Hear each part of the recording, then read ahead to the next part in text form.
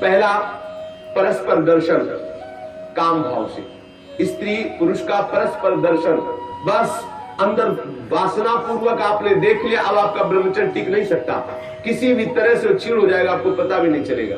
कभी भी किसी माता बहन की तरफ दृष्टि जाए, तत्काल उनमें या अपनी बहन का भाव करते हैं। हाँ, अपनी बहन में कहीं गलती भावना थोड़ी आती है, अपनी माँ में कहीं गलत भावना थोड़ी आती है, अपनी बेटी में कहीं गलत भावना थोड़ी आती है। ऐसे सद्भाव रखिए कि उनके मस्तक और केशों पर, नेत्रों पर दृष्टि न जाए, चरणों पर दृष्टि रहे। जो चाहे आपन कल्याणा, सुजस सुमति शुभगति शुभनाना, सो परनार लीलार गुसाई, तजो चौथी के चंद्र किनाई। दूसरा है स्पर्श करना, किसी भी बहाने से परस्पर स्पर्श करना, किसी भी अंग का स्पर्श करना। यदि आप प्रकट तो नहीं कर रहे, लेकिन किसी भी बहाने से आप स्पर्श कर रहे हैं, आपके अंदर काम का भाव चल रहा है, तो आप ब्रह्मचर्य नहीं रह सकते, आपका ब्रह्मचर्य क्षीण हो जाएगा। तीसरी गलती, क्रीड़ा को देखना। किसी भी जीव के खेल विलास क्रीड़ा को देखने से अपने मन में वैसे भावुकता प्रकट हो जाती है और हम ब्रह्मचर्य खो बैठते हैं। चौथी बात कि एक दूसरे के रूप का गान करना। आप बड़ी सुंदर हो या आप बड़े सुंदर हो, आपकी बहुत याद आती है, वो हमको बहुत चाहती है, वो हमको बहुत, ऐसी परस्पर में वार्ता करना या एकांत में उसके गुण कीर्तन करने से ब्रह्मचर्य का नाश हो जाता है। पांचवा, एकांत में बैठ करके भाषण करना।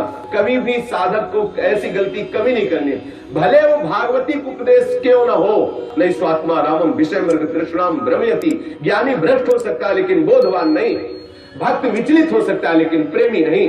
क्योंकि जब सर्वत्र सच्चिदानंद में भगवान श्री कृष्ण दिख रहे हैं तो कौन किसको भ्रष्ट कर सकता है। जब तक स्त्री पुरुष का अहम है तभी है, उससे बचना चाहिए। इसलिए साधक को कभी भी एकांत में, स्त्री शरीर साधक को कभी भी पुरुष शरीर साधक से एकांत में कभी भी भाषण नहीं करना चाहिए। खुले में आ जाना चाहिए, जहाँ सब लोग आपको देख रहे हो। परस्पर किसी को कामुक दृष्टि से न देखें, कभी भी किसी भी तरह से अपने निकट ना आने दे, ना उनके निकट जाए। हम यही मिस्टेक कर रहे हैं, इसलिए हमें परमानंद का अनुभव नहीं हो रहा। हमें सावधानी रखनी है। भगवान व्यास देव जी ने लिखा है कि बड़े बड़े विद्वान भी इस आकर्षण और गिर सकते हैं, इसलिए सावधानी पूर्वक। विद्वानों को भी ये जो आकर्षण है खींच सकता है, इसलिए सावधान रहे। गृहस्थी को भी अपनी पत्नी के सिवा कभी और के साथ एकांत में संभाषण नहीं करना चाहिए। कभी भी एकांत में बैठकर मजाक नहीं करना चाहिए, कभी भी एकांत में बैठकर बातचीत नहीं करनी चाहिए।